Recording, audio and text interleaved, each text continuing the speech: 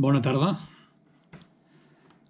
soc en Jordi Guillemot, del grup de Pedra Seca Ballestar de Sant Llorenç Savall, que ja fa des del 2009 que vam començar la tasca d'inventariar i començar a recuperar aquest patrimoni en el nostre terme. En primer lloc vull agrair a la UES que m'hagin convidat a fer aquesta xerrada en aquest cicle de xerrades sobre muntanya. I també vull agrair al Francesc Garcia, que és padrí d'una barraca en un sector de barraques molt ben cuidat, que fa il·lusió d'anar-hi i tornar-hi a veure quines novetats teniu, perquè ell és padrí d'una barraca dels Emprius, i agrair-li perquè ell ha estat qui m'ha convidat a fer aquesta xerrada avui. Lamento que la xerrada sigui enregistrada, però realment és que m'és impossible per les tardes poder fer cap mena de cosa així. Per tant, de totes maneres, confio que cap al final, si sorgeixen preguntes o qualsevol cosa, ho pugueu deixar apuntat en els comentaris a peu del vídeo i jo el que pugui contestar ho miraré de contestar, el que sàpiga, vaja. També dir que a la UES ja hem tingut experiència de camp, concretament amb la secció Natura, que han vingut 2 cops, una per acabar de restaurar la barraca roja, una barraca de les que considero emblemàtiques del grup, a la Carena de Ricó, i també un segon cop em penso que va ser la barraca del Torrent Bo, a l'Armengol, a l'altra banda del Ripoll. Per tant, ja hi ha una relació entre la UES i el grup de Pedra Seca Ballestar. He de dir que jo pertanyo al Centre Excursionista de Terrassa des de l'any 98, concretament amb la secció d'investigacions subterrànies, i que des de l'any 2008 omplo de contingut una pàgina web, que és aquesta que veieu aquí, que és el caudelguille.net. Jo diria que aquesta pàgina va néixer abans que la Viquipedra. La Viquipedra també és una pàgina molt interessant. Em penso que Viquipedra escrit així amb W, ara ho veureu en pantalla, que em penso que ja van per les 28.000 barraques a tot Catalunya, al Principat i algun sector més dels països catalans. Una pàgina col·laborativa. També pot ser una eina base per qualsevol grup que vulgui començar o es plantegi de restaurar barraques en el seu municipi. Perquè aquest era també una mica el meu plantejament inicial, era dir, plantejar aquesta xerrada una mica com que també pugui servir de material de cara a futurs grups, que alguns ens han fet això, ens han fet anar a fer alguna xerrada i explicar la nostra experiència, i que penso que si té un format vídeo també pot ser interessant. Així que ho enfoco una mica amb aquesta idea de dir, ostres, si sigui un material base per qualsevol grup que vulgui començar i s'ho vulgui plantejar de restaurar aquestes barraques, que com veureu tampoc és una cosa molt complicada i estranya de fer i que avui una mica anirem seguint una mica el detall, però seria aquest una mica el meu enfocament de la xerrada. Com us deia, jo soc del Centre Excursionista i aquesta pàgina està dedicada bàsicament a la recerca de qualsevol cosa a Sant Llorenç del Munt i a la Serra de l'Obac. Inicialment vaig començar a fer recerques sistemàtiques a Llorenç i vaig començar a trobar que sortien un munt de coves i avencs que no eren inèdits. Jo els anava croquitzant, anava fent la topografia i, evidentment, tot aquest material no podia tenir sortida a la revista Arxiu del centre, que es publica 1 o 2 cops l'any i que, esclar, el material que jo anava tenint és... Ja ho veureu a la pàgina, si mireu els caus, veureu que hi ha 250 o una xifra igual de cavitats, això no tenia sortida i vaig decidir això, el 2008, anar-les publicant. Però el meu interès una mica per l'entorn i pel paisatge va també una mica més enllà. També faig referència a arbres singulars que es puguin anar trobant, agulles, blocs d'escalada, vegetació, ruïnes, antigots, barraques, qualsevol cosa relacionada amb el patrimoni rural que pugui anar apareixent, tot això va en el calaix de sastre que posa diari de bord. Jo també aprofito per dir a la pàgina que si teniu algun topònim, alguna paraula clau que us interessi veure si jo n'he dit alguna cosa a la pàgina, a la portada hi ha una casella que posa cerca. Allà entreu la paraula clau que considereu i si hi ha alguna cosa, doncs, i tot funciona bé, doncs us sortiran allà. I bueno, després de la publicitat de la meva pàgina, que està bé, però que bueno, després d'aquests anys ja la veritat és que comença a ser un totxo ja, comença a ser un totxo molt gran d'informació dins i el problema potser ja és organitzar-ho, tot i que jo trobo que està bastant clar el que hi ha. A nivell d'espeleologia, doncs, bueno, no fa gaire vam fer una xerrada aquí a la UES sobre aquest nou avenc, el més profund del massís, l'avenc de les Rovires. A nivell del que podríeu trobar en el diari de bord també hi ha temàtica sobre els maquis, per exemple, que com sabeu se n'ha fet ara un documental sobre l'Elios Ziglioli, aquest italià anarquista que va participar en el maquis, que va ser assassinat a Castellar del Vallès i que va ser enterrat de forma completament anònima i que després de 70 anys, doncs, una mica entre jo i un historiador l'hem ressuscitat, per dir-ho d'una manera, i el cos i les restes van ser portades a Itàlia. Això se n'ha fet un documental que suposo que podreu veure aviat. A nivell de botànica, doncs, ara aquest any s'ha donat a conèixer també la troballa que vaig fer d'una planta que no s'havia observat mai a Sant Llorenç, que és la grandalla, el Narcissus poeticus. En fi, que una mica el que vull dir és que això, que el meu interès pel paisatge doncs, ve una mica de lluny i que va més enllà de l'espeleologia. Tot i que s'ha de dir que en alguns llibres de Sant Llorenç les barraques de vinya n'hi deien coves. I el 1850 hi va haver una ordre de capitania d'enderrocar també les barraques de vinya. Allò que l'home hagués fet, allò que l'art o de la natura o de l'home hagués fet. Van manar de tancar les coves, cosa que evidentment era impossible, i també de destruir les barraques de vinya. Per sort, això no va passar, perquè molts ajuntaments es van queixar. Evidentment, això, la vinya era una forma de vida de totes aquestes contrades i no es podien enderrocar i, per sort, això no va tirar endavant. Però la intenció hi era de que el 1850 fossin totes enderrocades. I n'hi deien també coves. De fet, els van aplegar amb les coves com a coses que s'havien de tapiar o s'havien d'enderrocar. Per què el grup es diu Ballestar? Home, doncs és una cosa també considero molt curiosa, bastant inèdita, jo crec, a Catalunya, que és un senyor de Sabadell, precisament, que es diu Jesús Ballestar, que als anys 50-70 es va dedicar a fer uns mapes molt curiosos on hi marcava totes les barraques. Aquest mapa ens va donar una idea de l'oblit en què havien caigut totes aquestes construccions, inclús a Sant Llorenç Savall, on la gent es va començar a donar de la importància que tenia això, com sol passar sempre, arrel d'una desgràcia, que va ser l'incendi de 2003, que va deixar al descobert un munt de feixes i de marges i també de barraques. Però penseu que aquest mateix any la revista La Cera, una revista de història local, va parlar, va fer un número dedicat precisament a partir de l'incendi, doncs dedicar-lo a la vinya. Parlava dels marges i de tot el que la relació que hi havia hagut, de la producció de vinya impressionant que hi havia hagut a Sant Llorenç Savall. En general, tot Catalunya, penso que és en Ferran Roig que va encunyar aquella frase de des d'aquí vam emborratxar mitja Amèrica. Ho dic així de memòria, però m'ho sembla que va ser ell qui va fixar aquesta sentència. I en aquell número de la Cera es parlava de que es calculava que a Sant Llorenç Savall hi hauria prop de poc més d'una quarantena de barraques de vinya a Sant Llorenç Savall. Evidentment, aquest mapa d'en Ballestar, que jo crec que en Ballestar era una persona que havia estat vinculada al Museu de Sabadell, i algú d'allà li va fer la recomanació aquesta de no, home, per què no catalogues les barraques de vinya a Sant Llorenç Savall? Estem parlant dels anys 50, Doncs, i ho va fer. I amb aquests mapes ja passem dels 40 barraques a 270 barraques de vinya. Ja ens dona una mica una mostra de l'oblit que hi ha aquí a Sant Llorenç Savall de la vinya, no? Una cosa que em recorda una mica el que passava a Terrassa quan es va decidir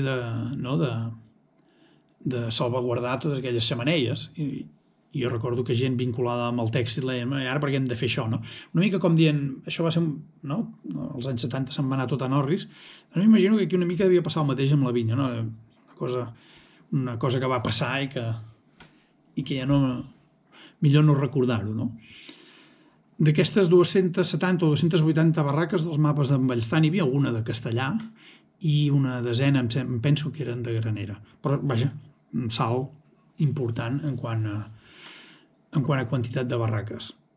I jo, que tenia més aviat tirada a anar cap a la Serra de l'Obac pel tema d'espeleologia, la veritat és que el terme, tot i que hi porto vivint aquí 25 anys, no hi tenia massa interès. Jo, el meu, l'espeleologia, i anar cap allà. Però, esclar, el mapa aquest era com el mapa del tresor i era una forma de conèixer el terme que a mi em va semblar, ostres, doncs una bona idea, no? Doncs anant a buscar aquestes 270 barraques, avui, a 2023, estem vora 472 barraques de vinya. Val?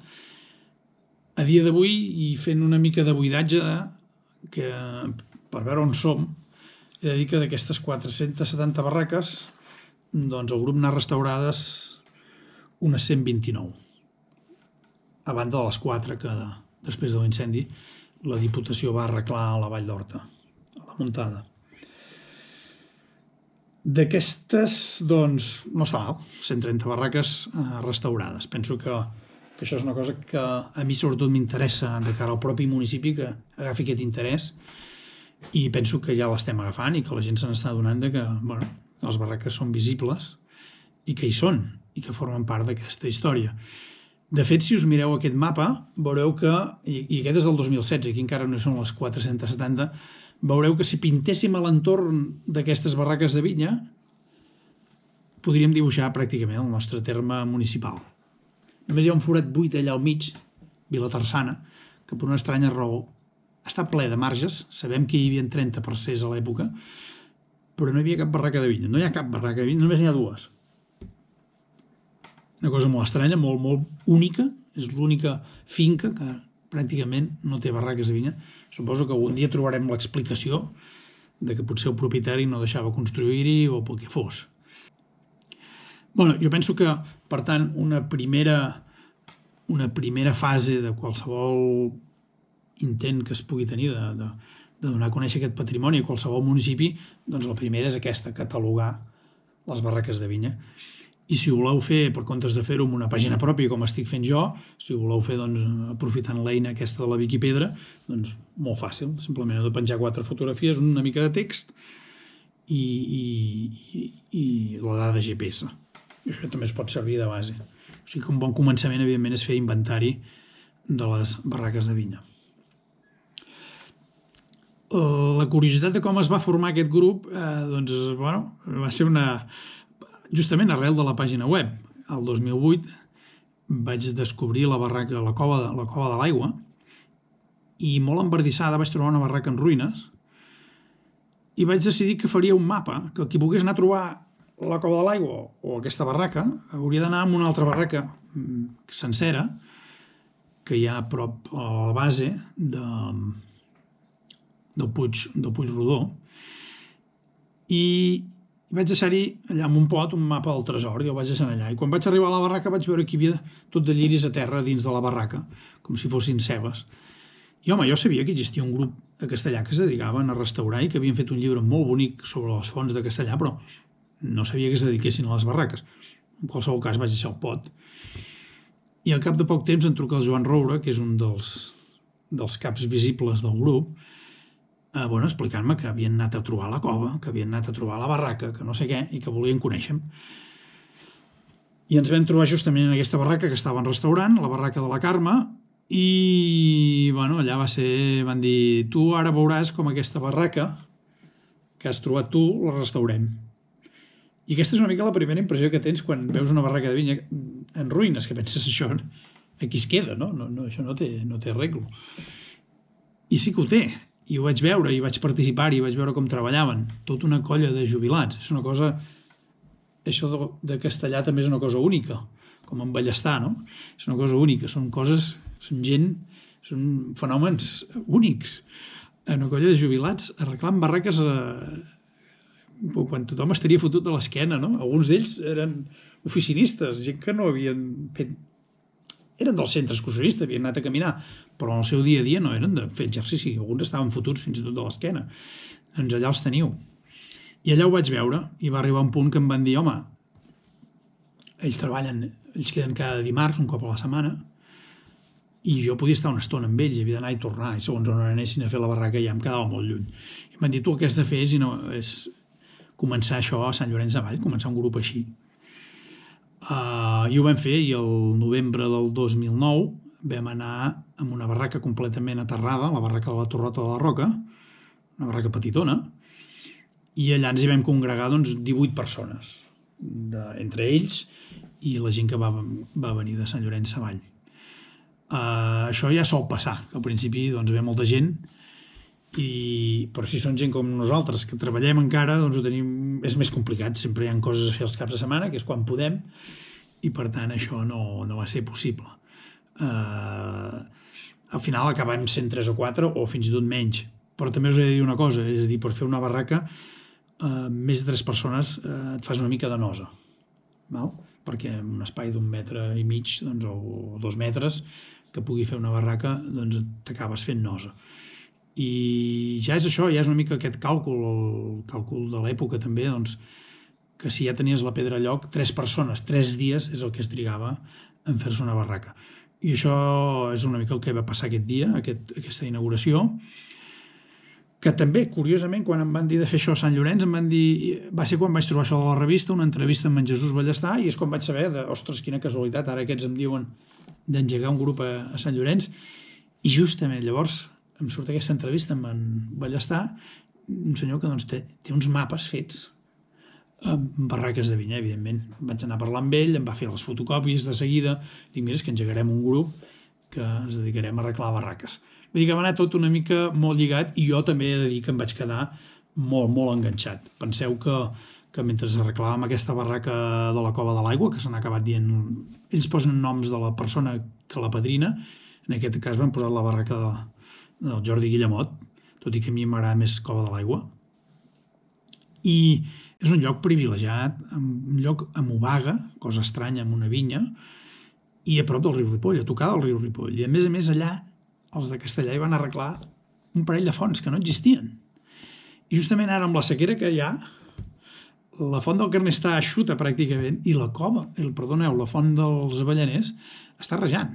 Vull dir, no, jo me'n recordo que vam posar-hi, per comptes de posar-hi lliris i terra, vam posar-hi terra, però hi vam posar-hi molsa. I jo anava a agafar l'aigua del riu, no? L'anava posant allà. Quan van veure aquesta il·lusió em van dir, tu has d'engegar un grup, tu has quedat enganxat, no? I jo és una de les coses que m'agrada dir a la gent, heu de tocar pedra. Ho heu de fer malament si voleu, però la cosa és tocar pedra sempre, i això els de Castellà són els mestres, són els nostres mestres. Ells també tenen una pàgina web, aprofito per dir-ho, si poseu Centre Excursionista de Castellà, grup de Pedra Seca del Centre Excursionista de Castellà, trobareu la pàgina. I ells cada dimarts surt una notícia sobre el que estan fent en aquest moment. Ells no només estan arreglant vinyes, un munt de barraques de vinyes, sinó també han arreglat un munt de fonts, han fet un llibre fantàstic sobre les fonts, i també han erigit un menhir, i em sembla que ara estan per fer alguna altra cosa. Un dolmen, em sembla. Vull dir que són una meravella, me'ls estimo molt, cada any ens veiem, cada any hi ha algun dinar o esmorzars o el que sigui, i ens agrada comentar la jugada i com està anant la cosa. Vull dir que aquesta també és una cosa interessant, d'anar tenint notícies del municipi a través de la gent que participa, no? Una altra cosa que jo considero que està a l'abast, a part d'inventariar les barraques, és fer allò neteja al voltant de les barraques, encara que estiguin en ruïnes o no, i obrir-hi alguna mena de corriol, posar alguna fita, alguna cosa. És a dir, hi ha una diferència abismal entre una barraca que està colgada de vegetació, literalment colgada de vegetació, ho podeu veure en les imatges, i netejar-ho. Fer una neteja, 1 metre al voltant de la barraca i obrir un corriolet, un camí. És una diferència abismal. Entre saber que tens aquest patrimoni que no es veu i que no existeix, doncs hi ha una diferència, insisteixo, abismal. I això és una feina que està a l'abast de qualsevol. És a dir, això ja és una feina és un 70% de la feina, és a dir, que es visualitzi aquest patrimoni. I això, em sembla que ho sabem fer tots, amb unes tisores, amb un podall, amb qualsevol eina, això ja és factible. Els de Castellà, que són molta gent, arriben a ser una quinzena de persones fàcilment, una mica el que fan és dividir-se la feina. Uns es dediquen a la jardineria, uns altres a desenterrar pedra, uns altres a portar pedra de no sé on, i uns altres 3-4 doncs, estan construint, no? Això és com funciona, si sou molta gent, no? Si el grup acaba sent molta gent. Però també dedico una sola persona, i en aquest cas em fico a mi com a exemple, perquè d'aquestes 130 barraques que us deia que hem restaurat, la meitat segurament els he fet jo. Però això no és pas per posar-me medalles, sinó és per dir, perquè realment hi ha barraques que s'hi poden fer petites reparacions, això, treure-hi vegetació, que vesteixen moltíssim, que ja et donen a conèixer el patrimoni, i això una sola persona no pot fer. Ja no us dic un grup una mica organitzat, no? Vull dir que això, el fet de netejar-les i de poder-les fer visibles és un tant per cent enorme en aquesta feina de fer lluir aquest patrimoni que des del 2018 penso que va ser declarat Patrimoni de la Humanitat. I ara ja, si us sembla, entraria en matèria de pedra seca, sempre sabent que la pedra seca ve molt marcada pel tipus de geologia local. És diferent treballar amb diferents pedres, algunes que es llesquen molt bé, que fan lloses, i altres que, com nosaltres, són pedres molt informes, molt arrodonides, com és el conglomerat eocènic de Sant Llorenç del Munt, amb intercalacions de gresos, que en el cas de Sant Llorenç Savall arriben a ser pràcticament gresos tot. I el gres és un material molt interessant, és molt impermeabilitzant en el cas de formar estrats a l'interior d'una muntanya, no? Però que la intempèrie és absolutament és molt disgregable. Formen les balmes, el conjunt de les balmes normalment són nivells de gresos, i en el cas de les pedres que són les que majoritàriament tenim aquí, els gresos vermells, doncs són pedres que es disgreguen, que es van desfent, que si tenen una batzegada s'esquerden fàcilment. Aquí podeu veure alguna llinda patada, i esclar, això és un problema, però malgrat tot, malgrat que la geologia no acompanya massa, a Sant Llorenç Savall tenim prop de 500 barraques, la qual jo penso que és una cosa que encara ho fa molt més notori. Quines eines farien falta per començar a fer aquesta tasca? Doncs, bàsicament dues mans i guants, sobretot guants. En els convocatoris sempre la meva obsessió és que tothom dugui guants. No és el mateix enganxar-se els dits amb uns guants que sense. Però bàsicament no fa falta gran cosa més. Home, una aixada per poder desenterrar la pedra quan ha caigut i porta anys enterrada. Un cubell per posar-hi el pedruscall, el reble, o el ripio, que en diuen al País Valencià, o una pala quan és la fase final de col·locar a terra a la coberta, doncs una pala. Però poca cosa més. Les eines de jardineria els hem vistes, però sobretot important, dos guants, les mans, dues mans, i moltes ganes de passar el dia doncs, en un entorn natural fent aquesta feina, no? A Sant Llorenç Savall, i jo penso que a causa també de la mala qualitat de la pedra, totes les barraques que tenim a Sant Llorenç són de falsa cúpula. Això, per dir-ho ras i curt, és apilar pedra. És així de fàcil. Vull dir, bàsicament, aquestes barraques s'aguanten per pes. És a dir, anar afegint pes, les barraques és com mantenen la seva estructura. Evidentment, hi ha una organització de les pedres, però bàsicament és així. I la forma circular és la més senzilla per poder-les fer així, en falsa cúpula. Res d'arcs. En tot cas sí que hi ha barraques que no les hem ni comptabilitzades, que són barraques que sí, són fetes en pedra seca i llavors al final tancades amb bigues de fusta, teules, etc. Jo aquestes no les compto. Amb aquestes passaríem de les 600 segurament. Però les barraques de pedra seca són fetes així. És a dir, que l'estructura en general s'aguanta ben bé per gravetat. Com compensen aquí a Sant Llorenç i a molts altres indrets la mala qualitat de la pedra? Doncs generalment l'entrada amb els muntants i la llinda solen ser blocs enormes, enormes. Jo de vegades tinc dubtes de com podien alçar aquestes pedres d'aquesta magnitud i alçar-les i posar-les a lloc. No ho sé. Però sí que és cert que aquesta fórmula funciona. I de fet, 200 anys després de que han estat abandonades, i aquesta és la causa principal de que s'estiguin perdent, és que han perdut la seva funció, és que algunes barraques que han quedat completament derruïdes, l'únic que ha quedat és l'entrada amb la llinda i el muntant. Això ara us ensenyo algunes fotos i veureu que és així. És a dir, que I això per què? Home, si la barraca no tingués entrada seria pràcticament indestructible, seria una mena de búnquer. Però com que ha de tenir una entrada, doncs és com si en els castells dels castellers agafessis, un cop està alçat el castell, traguessis un dels pilars i que aquella estructura hagués d'aguantar-se. Doncs ja us podeu imaginar, no?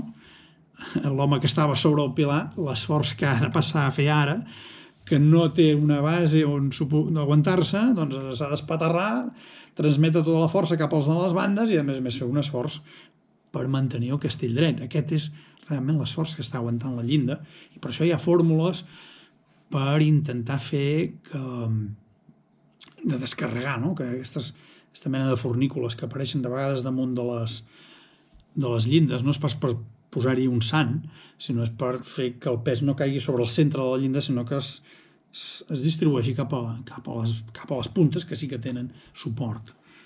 I aquestes són una mica les fórmules de les barraques de vinya a Sant Llorenç, que a nosaltres ens consta que les feien els mateixos pagesos.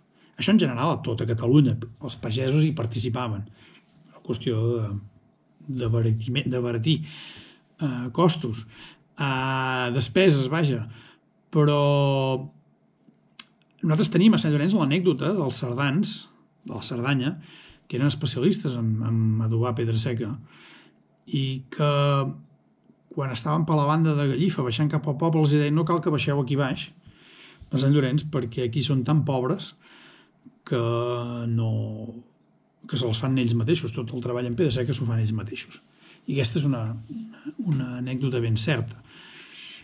A part doncs, de l'estil o de la més o menys gràcia que puguis trobar-hi a les barraques.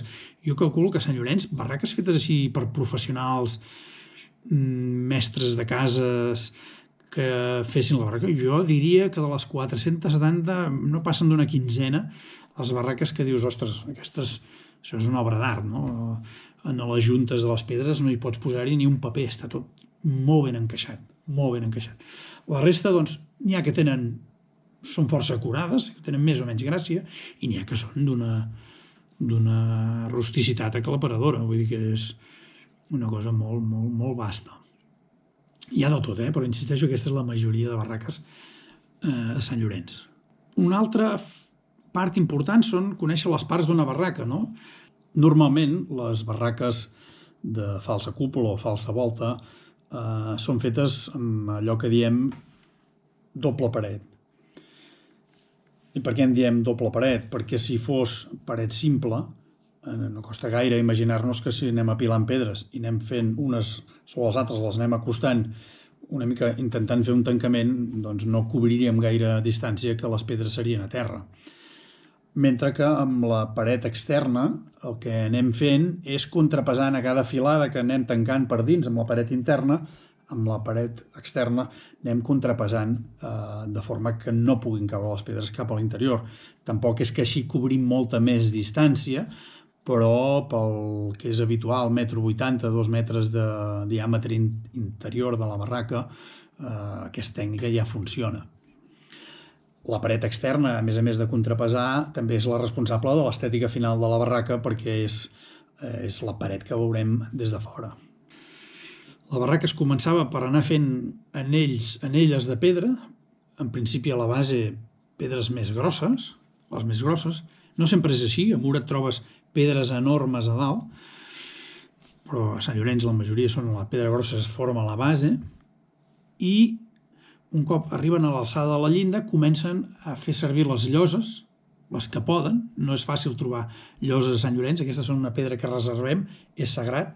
Quan desempedreguem les lloses de seguida les reservem perquè no en trobarem, serà difícil tancar una barraca sense les lloses, i aquestes lloses lleugerament falcades en fora, perquè l'aigua surti escopida, diguéssim, cap en fora, arriben al punt en què s'hi posa una tapadora i aquí queda tancat tota la barraca de vinya.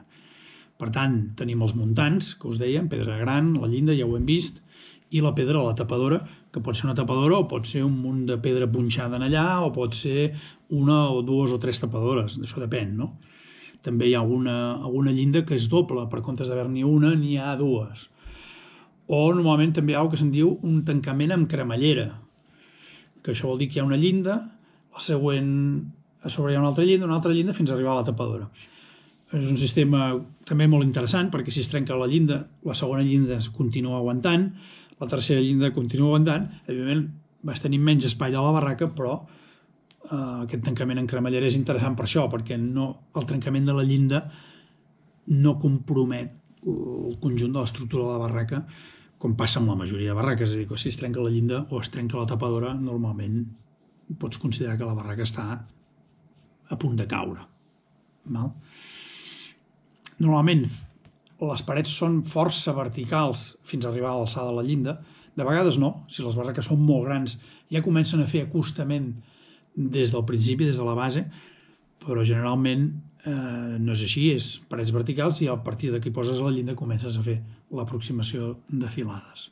Per tant, diríem que qualsevol reparació que es vulgui fer en una barraca el que hem de fer és començar sempre per la part més baixa, d'on hi hagi l'ensorrament, i a partir d'aquí col·locar les pedres més grans i a partir d'aquestes escletxes o ensorraments anar del més baix al més alt, anar tirant amunt.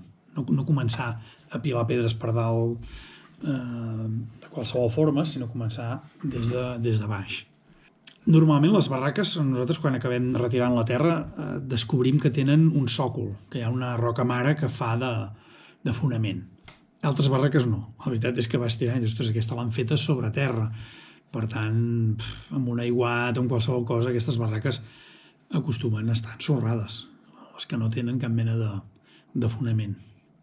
Una cosa que també és important és no voler col·locar la primera pedra que desenterres i ja voler-la col·locar a la barraca immediatament. Jo penso que això és un error i el que és millor és desempedregar, treure totes les pedres, si pots fer una pila de pedruscall en una banda, pedruscall, pedres grosses en una banda, i sobretot les lloses a Sant Llorenç són, insisteixo, sagrades. Aquí les hem de reservar perquè si no ens seria possible tancar la barraca. Per tant, desempedregar tot i després començar a col·locar la pedra.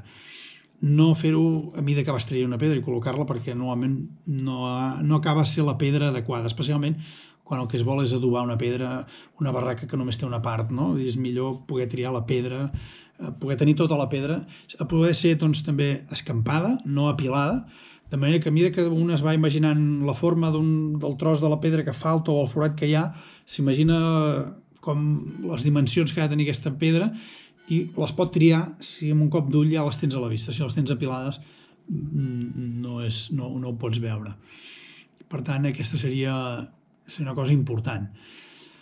A veure, sempre que s'adoba una barraca que té un parell d'esllavissades, es notarà molt, que sobretot quan és pedra desenterrada, que té color de terra i que dius, ostres, amb el temps això s'acaba notant menys, però sí que és veritat que és impossible imitar un estil, cadascú de nosaltres tindria un estil de posar la pedra diferent, però és impossible imitar l'estil d'una persona de fa 200 anys que va fer aquella barraca, o encara menys voler imitar el moviment aleatori que ha anat tenint aquella pedra al llarg dels 100 anys que aquella barraca ha quedat abandonada. Això encara és més impossible, perquè a vegades les pedres, com podeu veure amb aquestes barraques de sal llacera, han quedat col·locades d'una manera que dius, sembla aleatori, és molt difícil poder imitar això.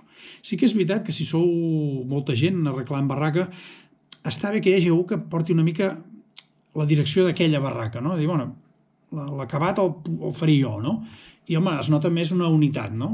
Almenys una idea, hi ha una idea d'aquella barraca, equivocada o no, més bona o més dolenta, però hi ha una idea de conjunt.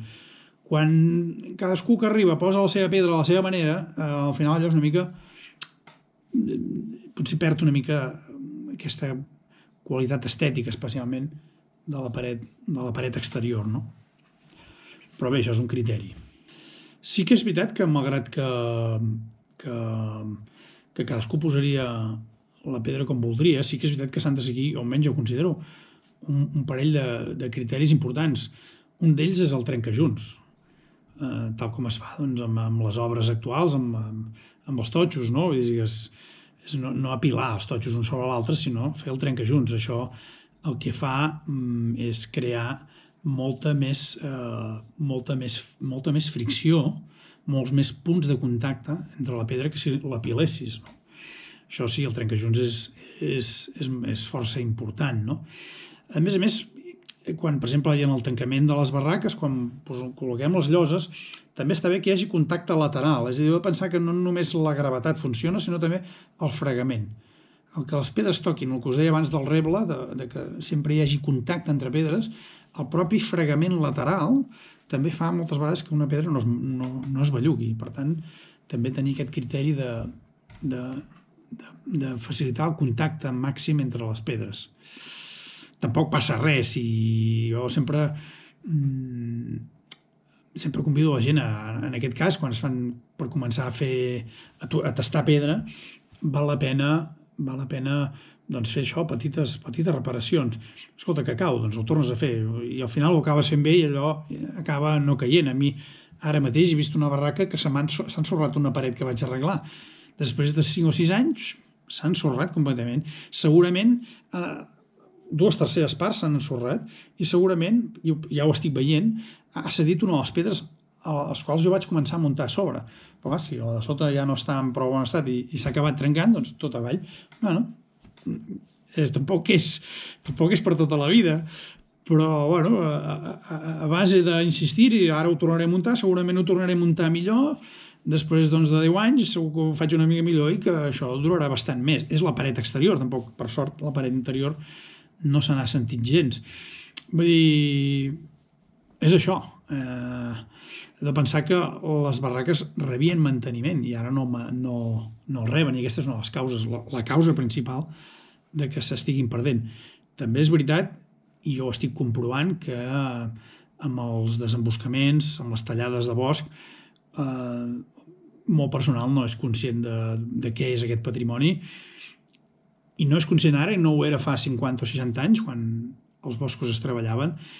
I de fet hi ha una anècdota d'un boscater de Castellà que, per demostrar que ell feia caure els arbres exactament on els volia fer caure, apuntava les barraques de vinya. O sigui que moltes d'aquestes barraques, i a més és que es veus que hi ha capçades tallades just a tocar la barraca, és a dir, que la pròpia arrel, si es tombava, aixecava tota la barraca. Moltes barraques, jo penso que l'abandonament ha sigut un factor, evidentment, perquè si no hi ha el pagès tenint-ne cura, doncs s'ha acabat.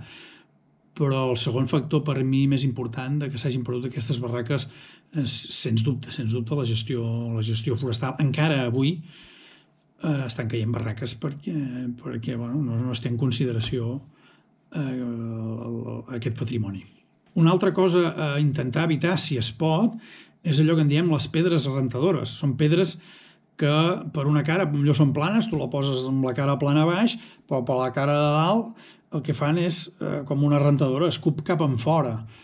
Llavors, quan hi col·loques una pedra, aquesta pedra, pel poc moviment que pugui tenir, acabarà marxant cap en fora, i tota l'estructura que hi havia a sobre normalment també caurà. Això ens hi hem trobat en moltes barraques que tenen esllavissades. Tu acabant de treure de les runes de la pedra i veus que sota hi ha una pedra que en diem rentadora. Bueno, segons com, no hi ha res a fer. Aquesta pedra potser és una pedra enorme i l'únic que pots fer és intentar jugar amb la millor habilitat possible i reconstruir i esperar que no torni a caure. Però si es pot evitar mentre estàs construint, evitar posar-te problemes a tu mateix, dir, posa una pedra rentadora i després em començaran a caure, doncs intenta no fer-ho així, intenta col·locar la pedra d'una altra manera.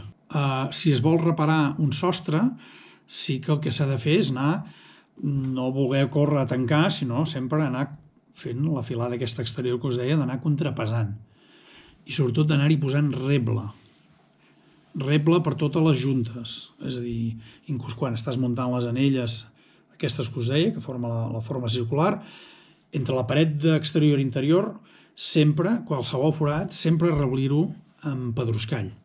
I això és així perquè una mica la pedra seca funciona com una mena de democràcia, no? Si una pedra grossa es vol moure, però està en contacte amb 30 pedres més petitones que posen en contacte amb altres pedres més grosses, en principi aquella pedra no es mourà. Penseu que en alguns estudis que s'han fet sobre moviments de pedra seca, d'estructures de pedra seca, es calcula que uns 5 centímetres de desplaçament ja són suficients com perquè un mur, per exemple, una paret de pedra seca acabi caient. 5 centímetres és molt poc. Per tant, és millor no jugar-se-la, no deixar espais buits, reomplir amb el que en la pedra seca és el ciment, que és el pedruscall. Això és el que funciona. No us deixeu enganyar per gent que us diu que hi ha fang, que també hi posaven fang per impermeabilitzar. Tot això per mi són contes xinos, vull dir que no us deixeu enredar. És a dir, és pedra seca, no és ni terra seca ni cap altra cosa. És la pedra seca el que funciona. Per tant, la terra l'únic que fa és, amb el temps, el que fa és cridar vegetació i, per tant, ensorrament segur. Val? Moltes vegades es veuen les parets de barraques velles totes, diguéssim, llapades de terra, però això és perquè la terra és el primer que acaba marxant d'una barraca. Jo sempre dic que una barraca sense terra ja és una barraca que no està bé, que ja comença a estar malament, perquè aquesta part orgànica, que és la terra i els lliris o el que hi haguessin plantat a sobre, és el primer que va marxant.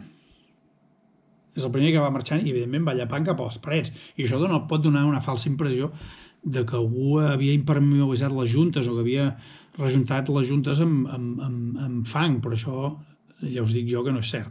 No us ho cregueu. De fet, qui ens ho explicava ens ensenyava en aquell moment una barraca i feia poc que havia plogut, una barraca sense terra, i el primer que vaig entrar va ser que el meu peu es va enfonsar un pam i vaig quedar xup. Evidentment, si les barraques servien com a aixopluc, no podies tenir terra enfangat. Servien també com a aixopluc d'eines, per deixar-hi les eines. I també servien, almenys en el cas de Sant Llorenç, pel 90% de les barraques de Sant Llorenç hi ha sutge, per tant, s'hi cuinava i s'hi feia foc. Però heu de pensar que el tema de la terra no és només perquè posada en forma de muntanya l'aigua tendeix a anar per les bandes i per tant no va cap a l'interior de la barraca, també és el pes. És a dir, el que acaba fent la terra és proveir de pes les últimes filades de la barraca, les filades superiors. Heu de pensar que si volem desmuntar una barraca no començarem pas traient les pedres que estan a sota o les pedres que estan al mig. Començaríem traient les pedres per dalt, perquè no tenen pes a part de la terra, no tenen cap mena de pes. Per tant, el que fa la terra no només és fer aquest pendís per expulsar l'aigua, sinó a més proveir de terra a tot el conjunt de l'estructura de la barraca. Per tant, jo sempre considero que una barraca sense terra ja és una barraca que està en mal estat. Nosaltres, a més, entre la cúpula de pedra i la terra que hi posarem, entremig hi fiquem cendra. Com que molts de nosaltres tenim llar de foc, guardem aquesta cendra i aquesta cendra, els d'algunes barraques de les Borges Blanques expliquen que abans de posar-hi la terra i els lliris hi posaven cendra perquè aquesta quan s'humiteja fa com una mena de pel·lícula impermeabilitzant i que això ajuda una mica a mantenir la barraca eixuta. Llavors, un cop hem posat la coberta de terra, tenim l'opció o no de posar el caramull. El caramull és aquesta pedra tan graciosa que apareix a la punta d'algunes barraques, especialment al Bages, jo penso que en tenen molts de caramulls. La tradició diu que era per espantar les bruixes, jo penso que era un element constructiu més que servia per indicar si faltava terra en la barraca de vinyes, si començava a marxar. Si començava a marxar, suposo que la pedra es va tombant, llavors vol dir que falta posar-hi més terra. Aquest és el meu criteri. Llavors nosaltres el que fem és plantar-hi lliris, el lliri blau. En principi el lliri és una arrel molt superficial, fan aquesta mena de bulbs i fan una mena com de xarxa que el que fan és retenir la terra, tampoc és que l'aguantin per tota la vida, ja has d'anar afegint terra.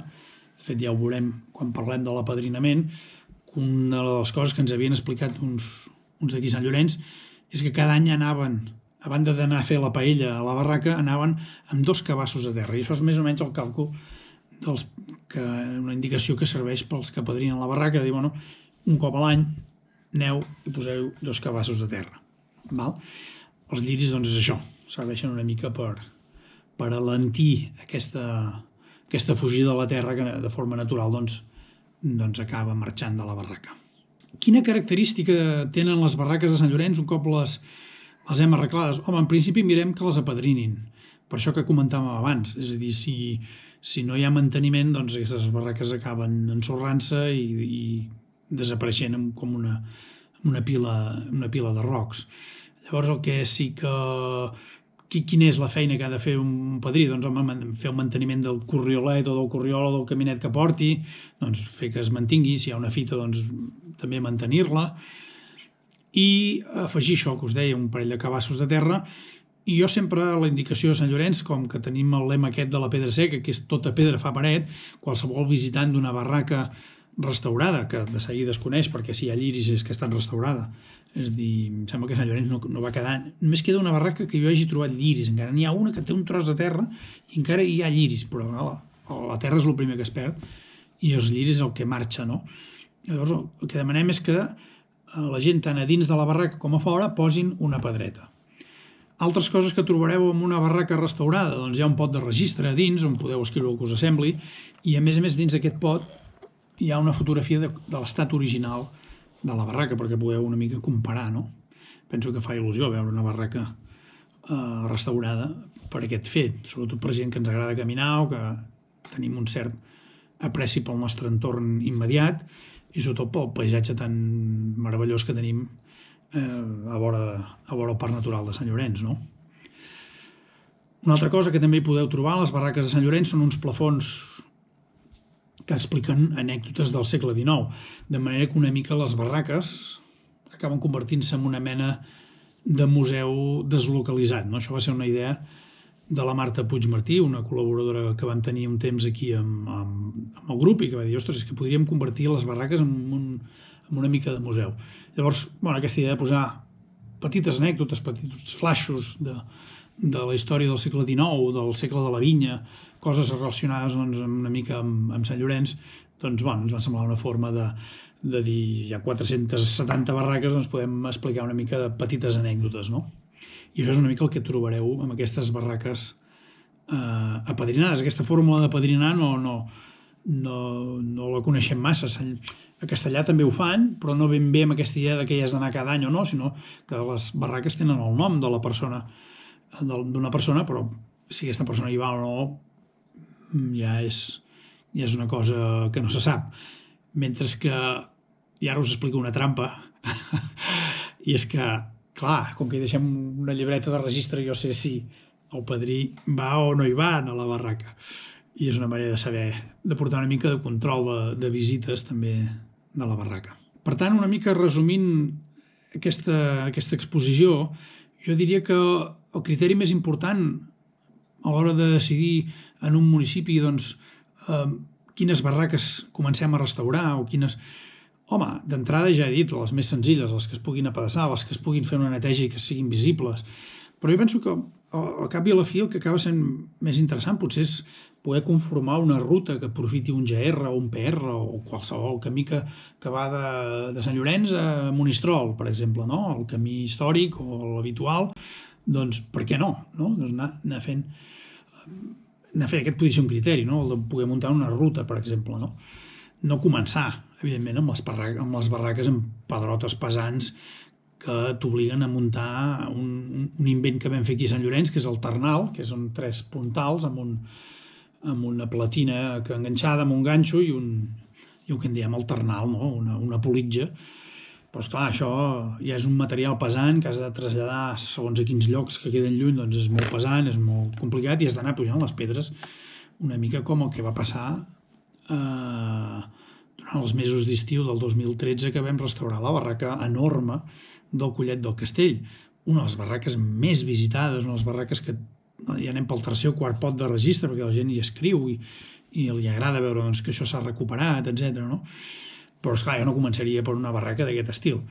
Però sí que amb la idea, si la barraca està en ruïnes, és igual, forma part d'aquesta ruta. Una cosa és netejar-la, i una altra és arreglar-la, però si la neteges ja és visible. I en pots fer un itinerari. Potser aquest seria un dels criteris més importants. El criteri ja insistit de més fàcil, més senzill, a l'abast de tothom, és aquest de fer jardineria, una mica de neteja, sempre evitant, si hi ha bardisses, per exemple, de no tibar les bardisses, perquè normalment tibar les bardisses el que fas és acabes esllavissant i enronant més la barraca, sempre tallant les bardisses, evitant doncs, la proximitat d'arbres massa grans que s'hi poden caiguin sobre la barraca. Normalment nosaltres 1,5 metres, si hi ha un pi doncs el tallem. Evitar doncs, que a la coberta de terra, un cop estan restaurades, a més dels lliris hi puguin créixer plançons de qualsevol arbre, evidentment això no, perquè acabarà patant la coberta, ni romanins tampoc, que també creixen molt, roldors, quines plantes més, ara em sona una mica el bruc tampoc. En canvi d'altres no hi fa res, no? Si creix farigola o espígol, doncs això no és cap problema per la barraca. Però sí que aquestes altres plantes acaben sent perilloses. I ja per acabar, algú em dirà, per què restaurem aquestes barraques? Home, primer perquè són patrimoni, són part d'una història del propi poble. En el cas de Sant Llorenç, perquè a més hi ha la personalitat, cada vegada que estem tocant aquestes pedres, estem compartint aquestes pedres amb el pagès de l'època. A mi m'ha servit d'excusa per explorar casa per casa qui hi havia, qui era, on tenien les terres, on tenien què cultivaven, perquè cultivaven més d'una vinya a la vegada. Normalment ho feien així perquè si queia una pedregada en una banda, potser la pedregada no havia sigut tan intensa en una altra banda, i així podien salvar la collita. Penseu que dels que tenien més trossos n'hi havia els Camproví, per exemple, l'Andreu Camproví tenia el 1854 cultivava 14 trossos de vinya. Vull dir que és espectacular. També m'ha servit per elaborar les meves teories, com allò que us deia del caramull. Doncs també la teoria dels 100 metres, no? Allò de 5 quarteres són massa terra, no? Com al Vallès no hi ha res, del Pere IV. Doncs ja veus que 5 quarteres no eren el tros habitualment eren 3 quarteres, menys terra. 3 quarteres és l'equivalent a això, a 100 metres quadrats, no? Per tant, si els trossos fossin completament quadrats, que no ho eren, doncs vol dir que cada 100 metres que tu vas passant per dintre el bosc veient marges, doncs hi ha d'haver alguna barraca sí o sí en alguna banda. Tampoc és obligatori que hi hagi barraques a cada tros, o millor compartien la barraca de vinya entre més d'un, però sí que serveix, i realment ara aquest any buscava, dic aquí hi ha un buit, aquí hi ha un forat, això fa més de 100 metres, i efectivament m'ha sortit 2 barraques més. Vull dir que m'ha servit una mica a mi, en aquest cas, per conèixer el terme municipal, a fons, molt a fons, i per mi ara poder doncs, remenar bibliografia, contractes a rabassa morta, poder saber inclús... Probablement les coses que més il·lusió em fa és esbrinar una toponímia que s'ha perdut, no? Que cada tros tenia un nom, que els propietaris d'aquestes grans finques tenien noms per cada tros de terra, i poder recuperar això també és per mi gairebé més interessant que recuperar barraques, que quan ja em porta 130 dius, ja és una mica aplicar el mateix coneixement, no? Però en canvi tenir més coneixement d'això a mi m'omple moltíssim. Heu de tenir en compte que a més en les barraques de vinya s'hi aplega moltíssima vida. Jo tinc comprovat que després de les pluges a dintre fa tuf de salvatgina, d'animal salvatge. Hi he vist sortir de tot, menys senglars, que altres llocs sí que ho expliquen, que han sortit de barraques, i jo he vist sortir cabirols, guineus, a dins serps, evidentment, de tota mena, dragons, sargantanes, inclús quan fas la neteja, especialment en zones boscoses, quan fas neteja del vol de la barraca, se'ns hi han fet orquídies que deuen voler aquest espai obert, i se'ns han fet un munt d'orquídies. Però vaja, de tot, esquirols, ocells que hi fan niu a dins, i hi ha hagut alguna barraca que encara no l'havia tancada, concretament la barraca del Serp Verda, que encara no l'havia tancada, que dins ja hi havien aportat molsa en un racó, i ja començava a fer niu. Suposo que és el cua roja, que hi té molta tirada, rats penats, etc. Vull dir, hi ha molta vida, i per tant jo penso que recuperar aquest patrimoni també jo penso que ajuda a augmentar i a recuperar aquesta biodiversitat que hi havia hagut. No pretenem pas que torni a haver vinya i que es tornin a tirar els boscos a terra, sinó al contrari, no? Una mica reivindicar aquest paper ara una mica inútil, de dir, a la barraca no s'hi fa això, però per què no de xupluc? Per què no, un dia que fa un dia rúfol i que pot ploure, doncs dius, escolta, no passa res, si plou, tens la barraca restaurada i a dins t'hi pots estar una bona estona. Jo he gaudit d'autèntiques tormentes i les he enregistrades estant dins de les barraques i són moments fantàstics. A més que cada padrí pot fer amb la barraca el que li sembli, sense que no toqui l'estructura, evidentment, ni pintar, ni fer coses aquestes. Però hi ha gent que té idees molt, molt originals, com aquesta que us passo ara, no? Ja ha posat una placa solar i cada cop que entres doncs, passen coses, no? Bé, em sembla una forma de conèixer el nostre entorn, interessar-nos pel nostre passat, no? I, en fi, convidar-vos a que tasteu, si voleu, tastar. Jo penso que la millor manera és provar-ho, i si quedes enganxat bé, millor en Joan Roure de Castellà sempre diu això, o t'agrada molt o no t'interessa absolutament gens, no? Però bé, és tot provar-ho i en tot cas us convido a fer-ho. Quines altres coses maques quin podria ser un ideal? Doncs que els municipis ens interconnectem a partir d'itineraris de pedra seca, com és el cas de Castellà, no? Seguint el riu Ripoll, arriben a Sant Llorenç Savall i a partir de Sant Llorenç Savall, seguint la carena de Ricó, també hi ha un munt de barraques i una ruta que et pot portar a Sant Llorenç Savall. Per què no pot ser una forma d'excursionisme, de desplaçar-se, de poder passar, de seguir diferents municipis, no? Podríem seguir fins a Mura, podríem seguir fins a Granera, si el grup que s'hi ha fet allà tira endavant, no? Per què no, no? El que sí que us convido és a participar-hi i si el Francesc té l'amabilitat de passar-vos a l'adreça, doncs si voleu mai. I evidentment us convido també a qualsevol de Sabadell que tingui pensat de pujar, un cop a l'any almenys a Sant Llorenç Savall i vulgui apadrinar una barraca i fer això de posar-hi 2 cabassos a terra i després quedar-se a dinar en algun dels restaurants d'aquí, doncs evidentment nosaltres tenim una oferta molt àmplia, això són moments publicitaris, de barraques de vinya a Sant Llorenç que podeu apadrinar. Jo penso que el Francesc us en pot fer 5 cèntims, és apassionant. I bé, si de cas, això, si estiguéssiu interessats, a través d'ell us podeu posar en contacte amb mi. I res més, moltes gràcies per convidar-me a fer aquesta xerrada i insisteixo, si deixeu comentaris o preguntes que pugueu tenir, jo a la mida que pugui miraré de contestar-les. D'acord? Salut de pedra i fins aviat.